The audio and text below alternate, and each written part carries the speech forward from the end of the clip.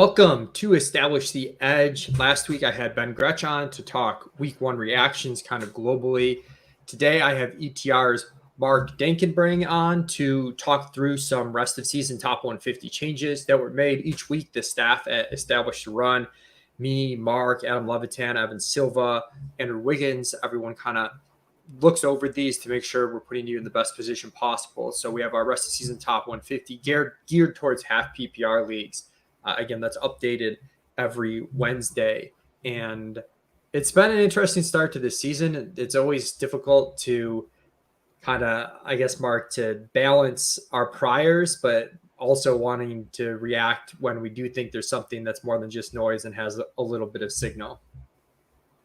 For sure. And first off, just want to say it's honored to be on Established Edge. I was a big fan going back to last season with Karain, and I thought the offseason special with Ben Gretsch was awesome. So just want to say it's a pleasure to be on here and talking through some football with you. But yeah, this top 150, it's been a good exercise to go through each week and, kind of update. And as you said, it's a difficult balance between how much do we want to weight our priors and just weigh in 2 weeks of football because, we always shout small sample size when it's just a couple weeks. And I thought the top 25 was especially tough because we've had some disappointments with, A.J. Brown and Justin Jefferson and DK Metcalf kind of at the top end of receiver. And obviously Cooper Kupp and Tyler Lockett have flashed very strongly. So I think it's great to talk through and a very useful exercise moving forward. Yeah, I know Eric Beimfor of Roto Grinders, who I follow on Twitter, is always asking kind of difficult questions I think people don't want to face. And one of the things he pointed out, last time this year, Justin Jefferson was still behind Olabisi Johnson. And, there were some other things going on. T. Higgins, was barely playing. So we do have to keep in mind that it's a long season. There's going to be some chaos. There's going to be some youth that ascends. And we try to do our best to balance all of that. So we're not going to go through the whole top 150. We're kind of just going to start at the top, though, and point out guys that I think there's just interesting notes on, and obviously the guys that have moved the biggest. So for me, looking at the running backs, at the top of the board, some concerns with Alvin Kamara, just because this team, we were looking we have Alvin Kamara's overshowing on props for this week for his receptions. And that's with 30, low 30s pass attempts for Jameis. He's thrown 20 and 22 the first 2 weeks. So it's been in two completely different game scripts. It's been a bit of a nightmare for New Orleans from a fantasy perspective because they're very slow paced and they're pretty run heavy. And that was the concern. I think Kamara is such a focal point of the offense that I'm not worried, but you definitely feel better if you took Dalvin over Kamara at this point. Yeah. I mean, the Saints have been just very interesting to assess early on. I mean, we thought, Marquez Callaway would come in and kind of be the wide receiver one there. Adam Troutman in week one ran a ton of routes, had a 30% target share, and then didn't receive a target in week two. So we're just kind of scrambling to project there. And Kamara, we, would expect gets the bulk of the work moving forward. And as you mentioned, Jameis Winston only thrown I believe 43 passes through 2 games, 42 or 43, and they only ran 43 plays last game. So I'm interested to see how it goes against New England's defense this week. I do like Kamara to kind of bounce back and be the focal point of the passing game there.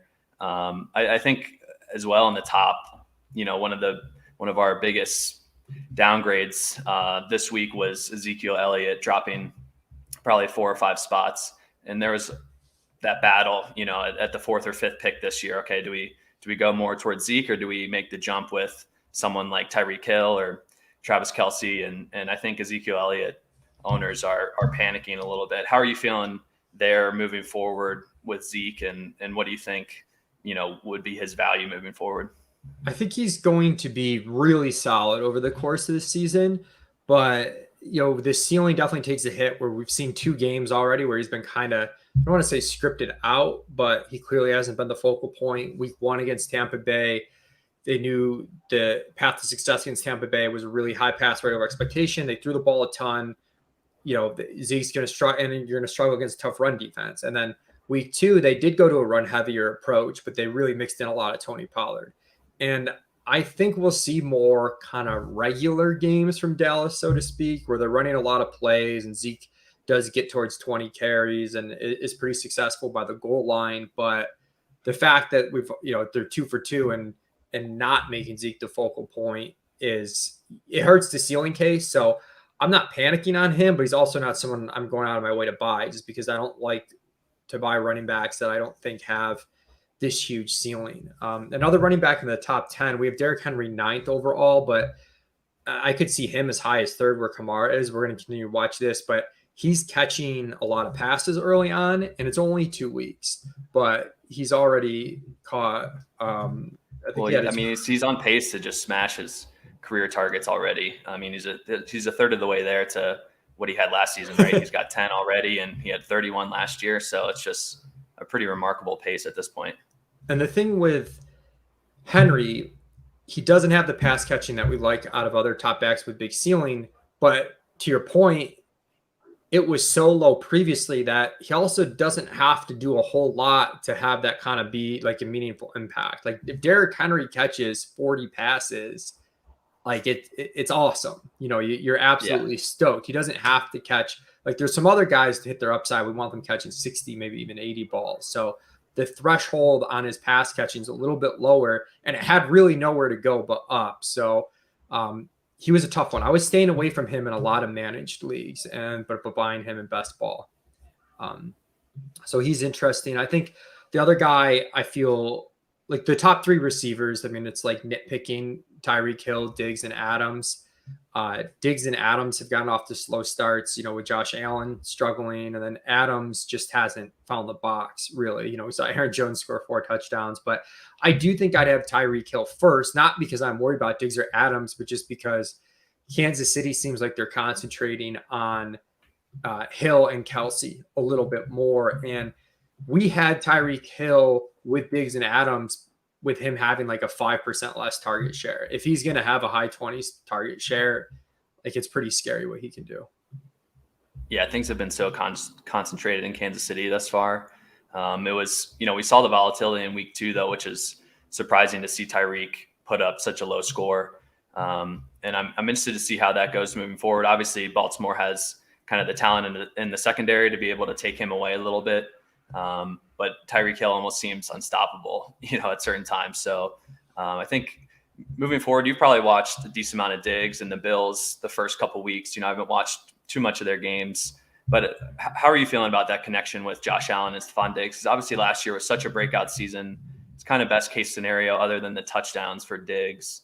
Where do you feel there? Are you pretty confident? Because we were, I think, a little above consensus this year, having him, as the 1 or the 2 ahead of Tyreek. If there's a small bit of concern, it's just that Allen's improvement last year was so out of left field and so dramatic that maybe you're concerned there's a little bit of regression on his part. But after 2 games, I'm not panicking. They're still chucking the ball. Diggs is still going to command a huge target share. Diggs is still one of the best wide receivers in the league. So really just not, overly concerned about that. I think he's a good buy low.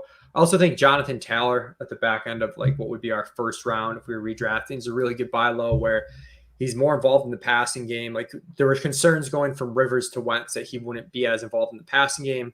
That's sort of not been the case. We had 1 game where Marlon Mack didn't play, 1 game where he did play, which I think is slightly positive overall, that there are chances he won't play at all. And his usage by the red zone has been awesome. He's had a ton of touches inside the 5, inside the 10. The touchdowns just haven't come yet, and they're going to come. Like that's going to happen. So I'm big on JT. I think when we move, you mentioned Zeke had dropped to 15th. We have Ridley 14th, and people are worried about Ridley. I don't know how you feel, Mark. I'm like a little worried, but I start looking at the guys behind him, and I'm like, I'm not taking Metcalf, Brown, Jefferson, like Cooper Kupp, like those guys ahead of Ridley yet. It's still. I actually think Atlanta, as bad as it seems, there's some positive signs where they're running at a really fast pace. They're not passing as aggressively as we hoped relative to expectation, but because their defense kind of stinks, their expectation's been high. So that is 67% pass rate, averaging 66.5 plays per game for each of the first 2 games. They're concentrated in their targets. Sort of everything we want to see. They've just been super inefficient. And I'd bet on that efficiency, maybe not being great, but at least bouncing back a little bit. Yeah, I think our assumptions for the Falcons coming into the season have definitely changed a bit after 2 weeks. We were expecting Ridley to just be this all-worldly air yards leader as he was without Julio last year. And it's been kind of difficult with the moving pieces. We loved Arthur Smith in Tennessee and thought that would translate well, but it's been a little bit of a slow start. And I believe Matt Ryan's ADOT, is just a little over 5 yards and has come down a few yards from where it has been in the last 4 or 5 years. So I'm a little concerned there for Ridley just because we were expecting him to dominate the air yards and just get all these downfield looks. So I'm hoping that comes in the next few weeks. But again, the concentration of targets in Atlanta is still a positive. I even think it could get even more so with kind of Mike Davis and Cordero in the backfield. And then, Russell Gage has an ankle injury. He's probably going to miss this week. So I think everything is really going to funnel through Ridley and Pitts. So I'm still pretty bullish on Ridley moving forward, but I do want to see some elevation in air yards in the next couple of weeks. And that'll make me definitely feel a lot more settled moving forward. Yeah, that makes sense. And we did drop Mike Davis a little bit in the ranks just because, he's not the most explosive player in the world. And with Cordell Patterson flashing, there's a little bit of concern there. But again, usage wise, Mike Davis is third in the NFL among running back targets. He's getting touches by the red zone. They just haven't converted. So similar to Zeke, I think he's going to be solid most of the season, but so if I have him, I'm not panicking, but also not exactly the type of ceiling that I'm trading for. As we move kind of further down to the quote unquote second round, do start to see a bigger gap between Waller and Kittle. We had it basically even.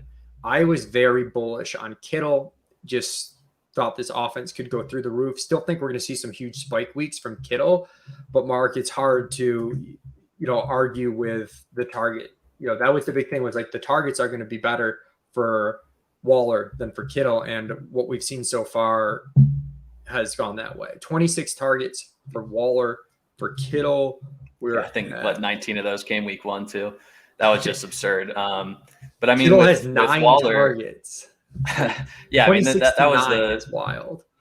That was the rub there for sure. It's just the volume concerns and with Kittle and the first couple of weeks have definitely played out in Waller's favor. Obviously, the Raiders have come out throwing more than we were expecting. One of the highest rates of or pass rate over expectation thus far, and the Niners had kind of that game against the Lions where they jumped out to the huge lead, so didn't really need to press it, but. Definitely without the utilization of Brandon Ayuk, I would kind of want to see more out of Kittle thus far. So I'm, it's not again, we're not worried about his talent or if he'll be able to break big plays or big games. We know that he will, but it has been a frustrating start for Kittle. And I should know on Vegas in general, we've moved up some players. We moved up Derek Carr. We've moved up Henry Ruggs. As you said, they're high in pass rate over expectation. They're second in the NFL in pass rate over expectation, and they've also averaged 72 plays a game the first 2 games. There was an overtime game in there, but and if you look at Derek Carr's game log going back to the end of last year, I think it was Ian Hartitz posted on Twitter. I didn't even believe it. It's averaging 350 yards passing a game. I really thought the Raiders would regress offensively, and they haven't. So definitely a mea culpa on me on Carr, someone I definitely wasn't drafting really under any circumstances. Well, 2 defenses too, and the Ravens and the Steelers that we respect a lot. So I think it's something to pay attention to moving forward. And obviously Ruggs and Edwards were supposed to be second-year breakouts. They weren't. I don't really have anyone on this Raiders offense outside of Waller. I love taking him at the 2-3 turn and those points, but I don't have much Ruggs at all, and definitely no Bryan Edwards and no Derek Carr. So if they continue to keep this up. I mean, it's something that I won't be able to enjoy in too much outside of DFS, but it's definitely interesting. The big thing with Ruggs is, can he earn targets? Had basically the game of his life last game, not game of his life, but he had a good game. They schemed some things for him, but that still got him up to 13% target share on the season. So, you definitely want to see some more games where he can get in the low 20s, high teens. You're not expecting him to be an alpha, but it's just going to be hard for anyone to get there sub 15% target share to be super meaningful. And I think real life, he does a lot of good things for the offense, but fantasy wise, going to need to earn the target. Shout out to James Ritchie, who says he's got more Carr Renfro stacks in best ball than he's proud to say. Renfro was free in the 18th round, so that backdoor stack looks pretty good. looking at some of the running backs, we haven't moved Chubb a ton, but we were bearish relative to the market to begin with. You're seeing the pros and cons with Chubb, like absurd efficiency, but he got out carried by Kareem Hunt last game. And it's just difficult if you're not going to catch a lot of passes and you're going to split carries. So he's like a 2-3 turn for us guy coming into the year. He's basically stayed there. I do think we'll see more of the carry share get his way than we've seen so far. But yeah, it's just tough to hit a huge ceiling there. Yeah, I think he's one of those players that's kind of gone exactly as we were expecting. Obviously, losing a touchdown to Andy Janovich and Baker Mayfield isn't great in week 2 on the grounds. But I think moving forward, Chubb will be great. And the Browns have always kind of liked to mix in and rotate personnel. So not worried about the usage. I mean, in bigger games, we saw them ride him a little harder against the Chiefs in week 1. And I expect kind of moving forward when they're not playing the Texans, they'll rely more on Chubb. And they have been working some screens to him. I know last year in the playoff game against the Chiefs, they threw him the ball 4 or 5 times. And thus far, early on in games, they've been, looking to get him involved in the passing game. So I think it's just something they're hoping to improve on with Chubb. But he's always been a better half PPR standard play than PPR, obviously. The wide receivers, this is where it's like really tough to rank. We've got a bunch of wide receivers between 20th and 32 overall. And we've got ahead of Cooper Kupp, we still have DK Metcalf, AJ Brown, Justin Jefferson, Keenan Allen. The top 3 have gotten off to slowish starts.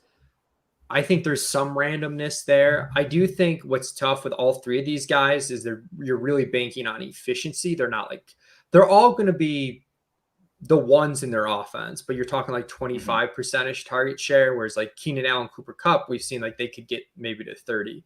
But the efficiency looks like it's going to be really good. It just hasn't hit thus far. So AJ Brown left a lot of yards out there last week. I was frustrated playing with him in DFS. He kind of short-armed a ball where he looked like he thought he was going to get hit, dropped another one down the sideline later. I don't have concerns. I do think it's close. Mark, with Cooper Kupp, that's the guy people really want to ascend.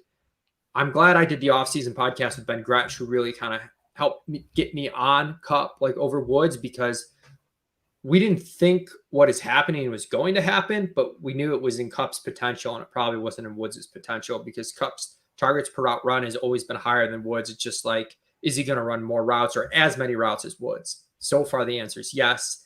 And so far, the pass rate over expectation is really positive for the Rams, something that's been a concern for them at least last year. And we're also seeing going from Jared Goff to Matthew Stafford probably was an upgrade. So all the bull cases for Cooper Kupp are sort of hitting at once so far. Yeah, I think this cluster of receivers obviously would love to have any of them on my team at this point still. Cooper Kupp, I think if we were doing, these as PPR rankings, I could see making the case to bump him above guys like DK Metcalf and AJ Brown just on pure, reception volume upside. But things have gone Kupp's way with touchdown in the first couple of weeks. Obviously, he scored 3, I believe, thus far, which, I think will get distributed more throughout the Rams. I do expect them to try and get Robert Woods more involved moving forward. I mean, just the balance in the offense and having those 2 guys on the outside is better than just solely relying on Kupp. But we do have the breakfast narrative there. And as you mentioned, this offseason, Cooper Kupp has had the better targets per route run and efficiency metrics in the last few years. So I still do really like him, but the guys in front of him, DK and AJ Brown, I just think have a little higher upside in terms of half PPR moving forward. Yeah, we moved Lockett up a little bit. Not a ton, because we were pretty high on Lockett coming into the year. And he's a guy where, sometimes the ups and downs of a player, like Tyler Lockett had one of the biggest standard deviations of a player ever last year. Mm-hmm. And that stuff's not necessarily predictable or even all that bad, except maybe Lockett's case might have been so extreme that it was bad because he had a lot of weeks that weren't that good. But I mean, he had roughly the same fantasy points and same targets as DK Metcalf last year. And, we're seeing a similar thing this year. Still have Metcalf's talent ahead of Lockett, but, clearly we shouldn't have been overthinking like, oh, Lockett only had 2 really good games. They were just huge good games. So he's fine. The Tampa Bay guys, we've started to, I think Chris Godwin's pretty solidified in his role where the targets are a bit more consistent.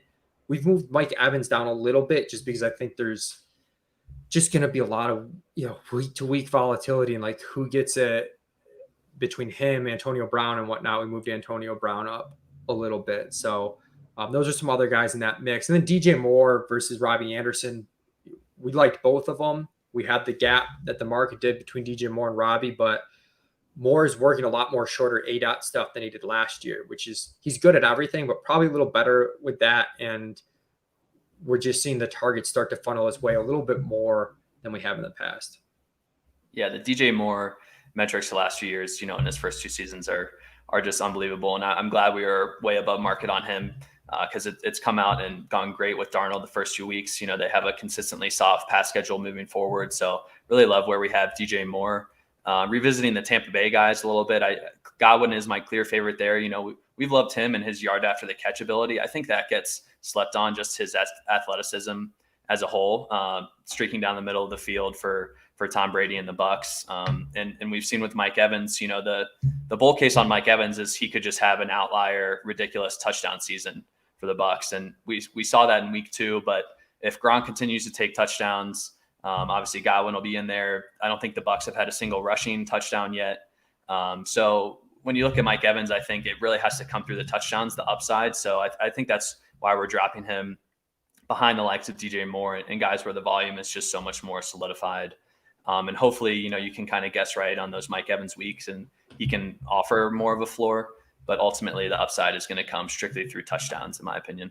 Yeah, and you mentioned Gronk, even though we're not at that part of the 150, might as well cover him now. He's moved up a ton for us, 125th overall, TE11. Hard to get him in the top 10 of tight ends.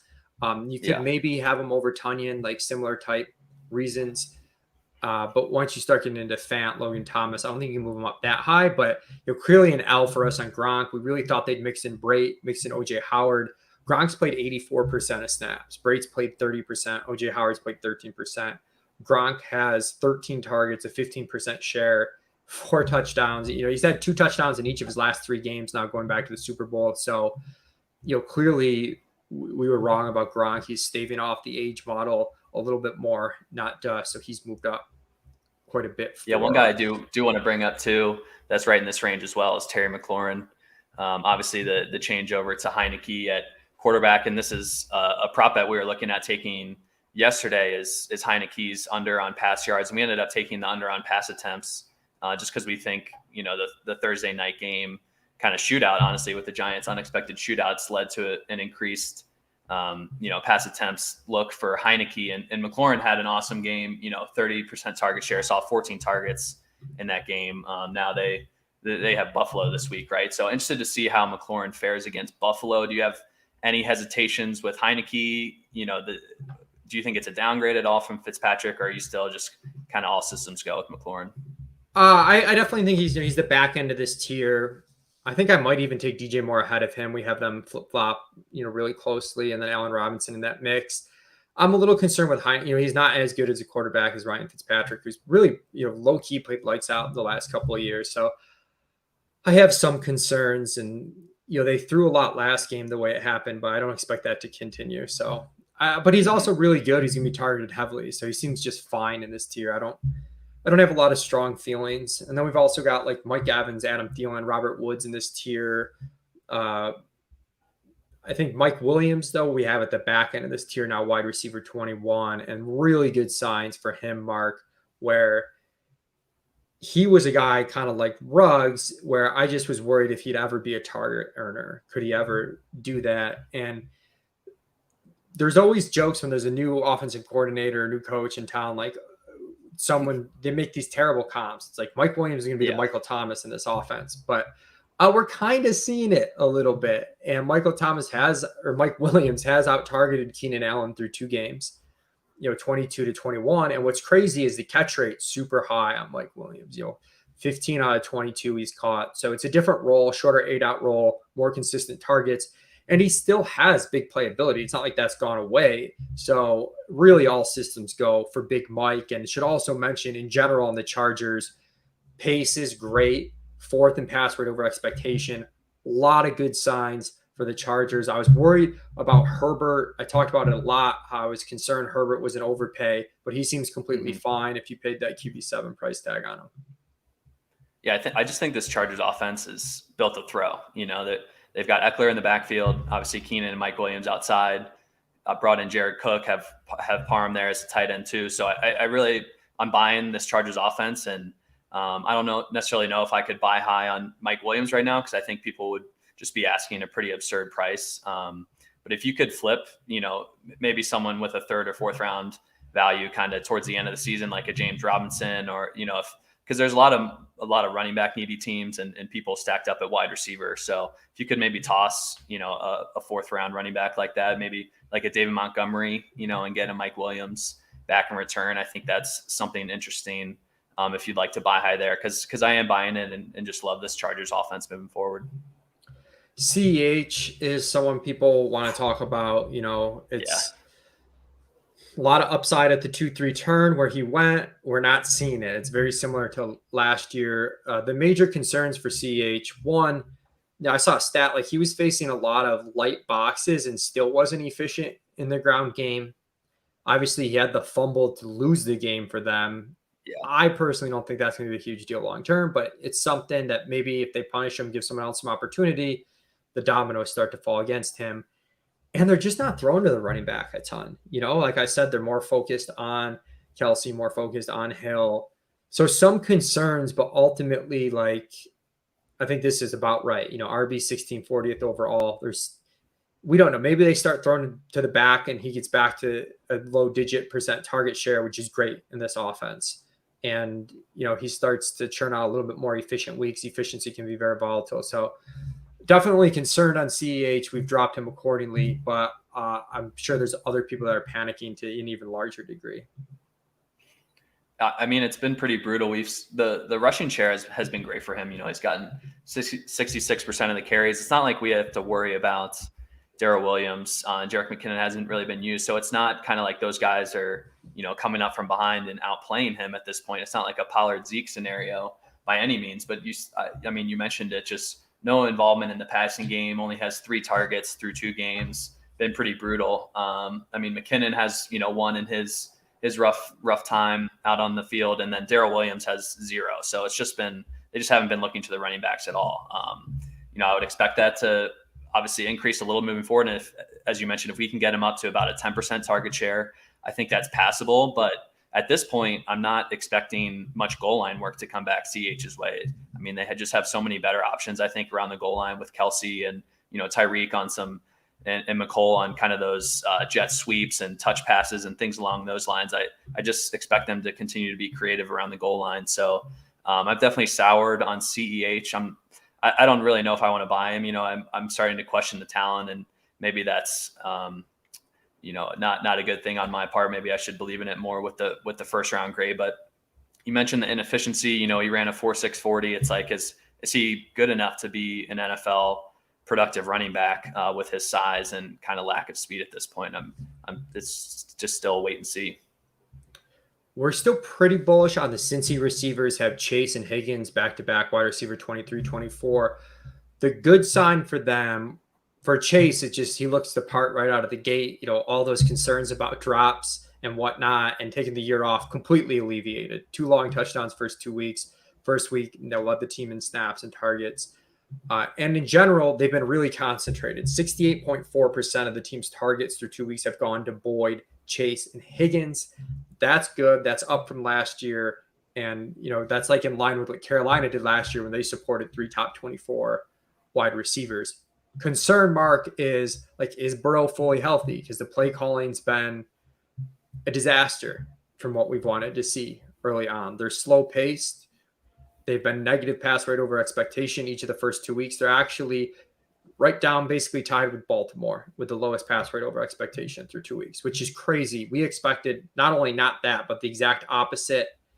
Right. So while I expect that to get better as the year goes on and Burrow's more confident in his health, the team's more confident, we've clearly taken some upside cases off the table. Yeah, I'm struggling with the Bengals a little bit. Joe Burrow's knee injury, I definitely do think they're easing him in and it will improve throughout the season. But his knee injury, he had a multiple ligament tear, and it happened, I believe, in week 6 or 7, kind of closer to midway through the season than at the beginning. So those injuries just take a while, especially with the multi ligaments, to be fully healthy. So I don't really think he's going to scramble much at all, which is something we liked going into last year. Is his athleticism. He could at least scramble and maybe get you 20 rushing yards in a game. So I think moving forward, I'm excited. I think it will improve. And the concentration of targets, as you mentioned, has been exactly what we were looking for. So really like that aspect. But just overall offensively, I'm a little worried that Zach Taylor, he's been such this pass heavy guy the last couple of years, and the Bengals have been terrible. His record is awful. People are kind of ragging on him left and right. So I'm worried that Zach Taylor has kind of changed his approach alongside the injury to say, okay, we've got Joe Mixon. We have this terrible pass blocking line. We just need to run the ball more and be a little more balanced. So I'm worried that'll extend further into the season than we're expecting. And in a few leagues, I'm struggling a little bit with Burrow because I have Burrow in a handful of leagues and guys like Trey Lance on the bench. And I'm debating. I don't know what to do in terms of, do I try and pick up and stream like a Daniel Jones type thing this week against the Falcons, or do I try and ride Burrow against the Steelers? It's just, I don't know. How would you feel confident starting Burrow, the next couple of weeks in season long? Or yeah, I mean, I'm in a similar spot where, depending how deep your waivers are, I could definitely see churning that spot where you're just saying, okay, I'm waiting on Lance eventually at this point. So let me just stream a guy in a better spot in the interim since I'm just waiting on Lance. Ultimately, like, I'm trying to hold on to Burrow. I want to give it a couple more weeks on the play call and whatnot, see what they do. Let's see what they do against like a stout Steelers run defense. Like, are they going to go to a pass heavy attack? So I want to see a little more. As far as the receivers, like the condensation of the condensing of the targets, and the condensing of the targets, I think I feel good with Chase and Higgins and their skill and playmaking ability. It does worry me about Tyler Boyd a little bit more, just because I think he's more of like the case for him is like he gets his 20% target share in the slow 8-out route on a team that throws a bunch, and if they're not going to throw a bunch, I'm a little more concerned about him. Yeah. No, Tyler Boyd was an auto scoop for me, like in the 7th round of drafts. And so I am a little worried about the volume. He's never been a big touchdown play. He's kind of the guy that gets, 7 for 75 and that works wonders in PPR.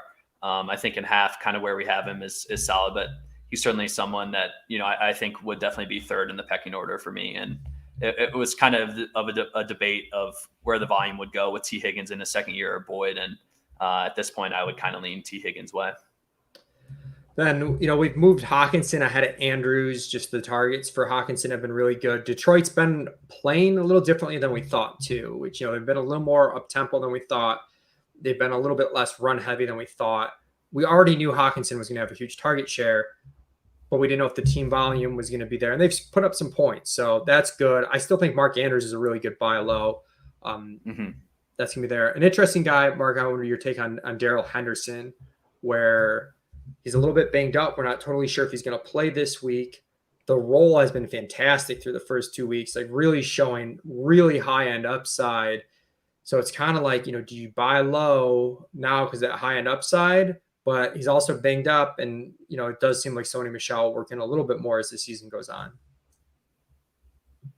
Yeah, I don't have a super strong take here just because, I was expecting Michel to work in more, and I think this is exactly why they brought him in, is to alleviate the massive workload from Henderson. So I think if you were able to kind of get him in the 6th round, I would take him above guys. Obviously, we have him ranked above, Mike Davis and kind of guys that were going in the RB dead zone. So I feel confident about it. Just on a whole, I do think he's still the favored pass down back over Sony Michel, which I like.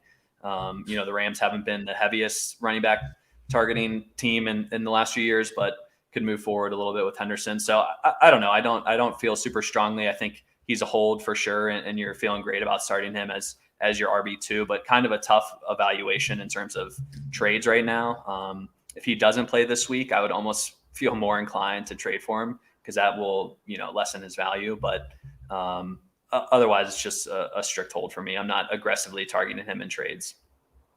All right, I'm going to jump down a little bit, get us to some of the biggest movers, risers outside of the top 50 or 60 or so, 50 or 60 or so, which we've covered pretty extensively.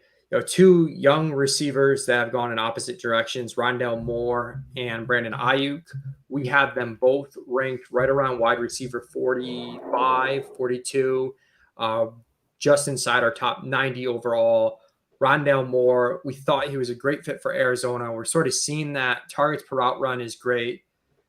The hope for him, obviously, what he's doing isn't sustainable in terms of the efficiency per snap and per route, but he's going to force his way onto the field a little bit more. And I do think he's always going to be a guy that, isn't going to, at least for this year, isn't going to play 80% of the snaps. But if we can get him to 50 to 60, and he's going to be utilized pretty heavily on those snaps, I think it's really good. With Ayuk, a lot of this comes down to what you need out of your team. If you need starters right now, you'd probably rank Ayuk even lower. I have a lot of teams that are pretty flush at wide receiver where I can afford to hold Ayuk. I still think all the reasons we were bullish on Ayuk, they haven't really gone away. I think it's still there over the course of the season. I just think it's kind of overdrafted to begin with. And then, Kyle Shanahan is Kyle Shanahan. You couldn't really have foreseen the utilization yet, but I expect by the end of the year him to be in a more regular role and us see that playmaking ability. Yeah, obviously the Ayuk thing just makes zero sense. I really don't know what to make of it, and none of us know. We don't know how Kyle Shanahan actually feels about him. If it's more of a hamstring injury that slowed his play in camp, but it's a second year. He should feel confident in the system. I really don't understand why he's not out on the field. We saw just how talented he was last year. So I'm just worried that Shanahan, is just playing games and just doesn't really care because he's got Kittle and Debo. And, I don't know if we would need an injury, to someone for Ayuk to really pop. But I think with Rondale, this past week I had so many benches with Rondale and Tony Pollard just absolutely go off. Yeah. But outside of that, I mean, Rondale, the Cardinals ran the highest rate of 4 wide receivers last year. I think it was up around 35%, and we've seen them in kind of very positive game scripts thus far. There's some good stats from week 1. They ran 4 wide at a pretty high clip in the first half, and then when they built that big lead against Tennessee, they really started to kind of pack it in and run the ball a little more. And week 2, we saw Rondale really pop in more of a back and forth affair. And so I'm not necessarily buying into the Cardinals defense. I think Tennessee just had a really slow week 1. So I do like this team for shootouts and think Rondale is kind of great where we had him, in the 10th round going into the season. And now we've bumped him up kind of into the 8th, 9th round range, which I feel confident about. It's a big playability too with him. And I don't think we've even seen him get a rushing attempt yet. So I think there's still upside in Rondale Moore, especially since the routes have been low, and just confident in his ability. I think AJ Green is pretty dusted.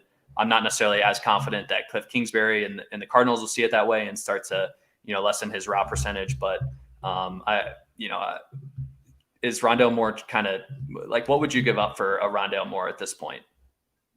I think where we have him ranked is pretty solid, and that's 87th overall. So,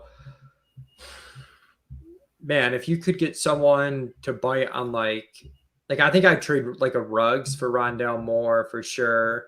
Running back's hard because that's so need based. Like sometimes it's hard to move some of these backs that are around the same. But like we have Rondale Moore ahead of Kenny Galladay right now. If someone's holding on to the name recognition, that's kind of a neutral swap. We have them 5 points apart, but if you could get Rondale plus something for Kenny potentially, like I think that's if someone thinks they're selling high on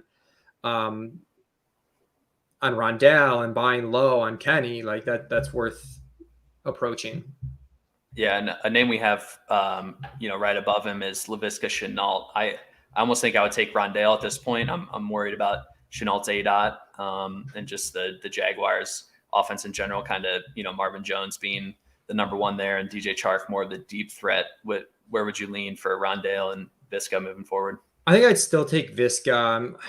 I don't know. I think he's kind of like Ayuk, where I think he got steamed so much that he was overdrafted, and now he has this slow start, and the combination makes it look worse than it probably is. I do think like over the course of the season, I expect him, like we always knew he was going to be a short ADOT guy. Like, I expect, his talent to shine through a little bit more. Marvin's on the wrong side of the age model, as strong as he's played and as much he's been targeted. So I slightly lean LaVisca, but it's obviously close. I think sticking with that Jacksonville offense, a running back we weren't high on and who hasn't done that well yet, we've moved him up a little bit to James Robinson, who like this is a buy window on him. If you've got like a 0 RB team, you need RB2 help, where he's been the pass catching back each of the first 2 weeks, and he really kind of took over the backfield in general week 2, after getting out carried by Hyde week 1. Week 2, 11 carries to 2 in favor of Robinson, played 73% of the snaps. So someone I was really out on, hasn't really done that well, but yet, process-wise, I think he's a really, smart buy low. I don't know if it's going to work out, but it seems like a worthwhile gamble. Yeah, I don't have any exposure to James Robinson, really. He was a very strong fade, and then once ETN went down, I thought I was going to have to eat it pretty hard. But the first few weeks, I think have been fine. He's not necessarily someone I don't know that I'm going after. I think the Jaguars are going to have so many negative game scripts that he's really going to have to start catching balls to be productive in the Jaguars backfield. And I'm not, I don't really know if he has a skill set. Last year, he just caught balls because he was out there for nearly every play. So every check down would go to him.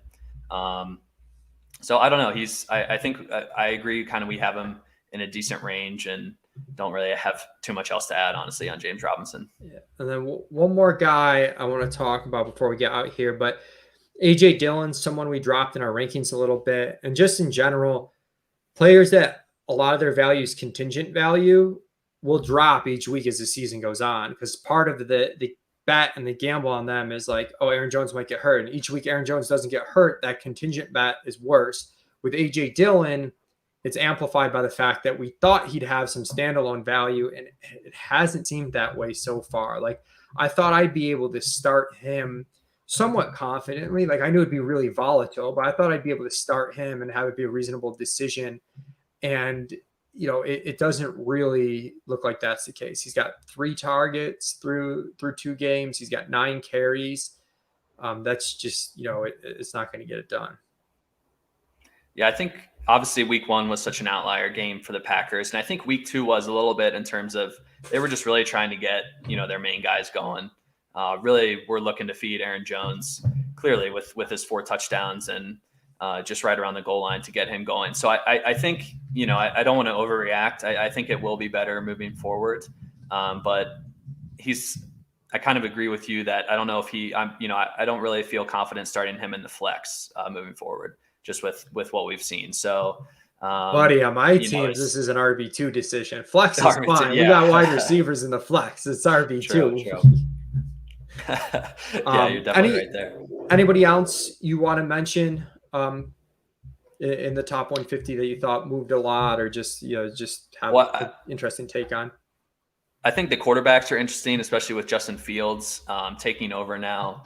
Just kind of want to get your thoughts and expectations on Justin Fields, and if you try and buy him now before he gets a game in, or kind of hoping he struggles in his first outing against the Browns. I think the Browns defense has come in a little overrated, and we've seen them not perform up to snuff just yet. Hopefully that can improve, but what's your take on Justin Fields, and where would you slot him in?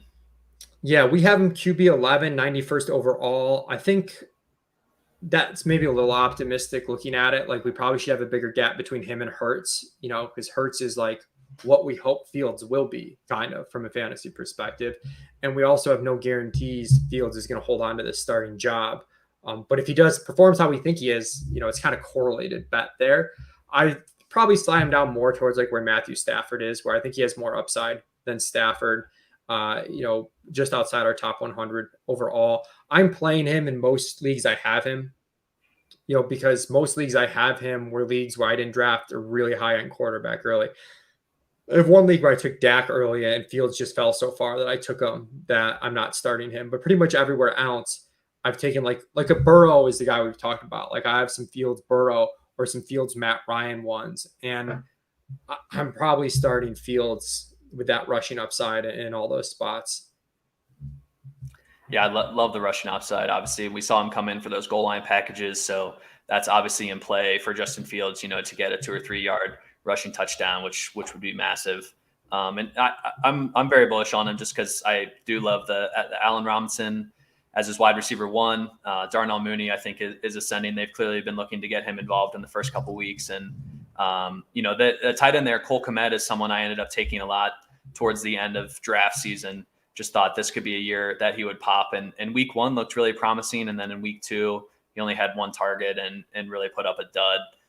Is there anything that you've seen underlying with Cole Kmet that would, kind of make you buy him low as a tight end that could ascend potentially, or are you just kind of lukewarm at this point? I'm lukewarm. I think this is just the nature of the tight end position where Cole Kmet is. Like, you get excited about these guys, but the truth is the most realistic outcome is like what's happening with Cole Kmet. And I don't think it's like a knock against him. It's just, you're not going to get a ton of targets. It's just the way it is. I expect him to be better moving forward. He's been somewhat inefficient, only about 5 yards per target. And I expect the targets to be higher, but like, so like I'd probably hang on to him instead of going to the wire at tight end where it's probably pretty bleak. But like, other than that, I don't have too much on Cole Kmet. Yeah. I think Baltimore running backs too. It might be the last thing to discuss. Latavius, Tyson. We've seen both mixed in. I think they love Latavius, and there was comments around Lamar Jackson saying that I don't get how anyone would ever want to tackle Latavius Murray, and I think he might be the favorite kind of for goal line work. And we have Latavius a little lower at 106 overall, and Tyson is up at 93rd overall. So kind of in that Trey Sermon, Tony Pollard, AJ Dillon range is Tyson. Latavius, is he someone you'd feel confident starting and can probably get a touchdown out of him? I mean, I think I'm fine starting Latavius just because that backfield is going to churn out running back points. It's going to be a split. I'm fine starting him. Definitely like Tyson a little bit more with, surprised at the amount of targets he's gotten, 6 targets through 2 games. I don't know if it'll stay exactly at that rate, but that's still a positive sign. Latavius doesn't have a target. And he's just been really, he's been efficient. He's been good on the ground, 22 for 142. So I think we have it right where we're kind of cautiously optimistic on both, just because we don't think either's going to have a huge stranglehold, but they're both, pretty startable backs right now, sort of depending on what you need. Tyson seems like he has the more upside of the two. All right, that's going to do it for us. Mark, thanks so much for joining me. If you want to see our full 150 again, which we update each week with the whole ATR staff on Wednesdays and keep it updated, you can sign up for our in-season package, which comes with all of our DFS stuff as well. And promo code ETE will get you 5% off. That's our thank you for being an Establish the Edge listener. Make sure you rate, review, subscribe to us on YouTube, on Apple iTunes. Helps us a lot. Thanks, everybody. We'll see you next week.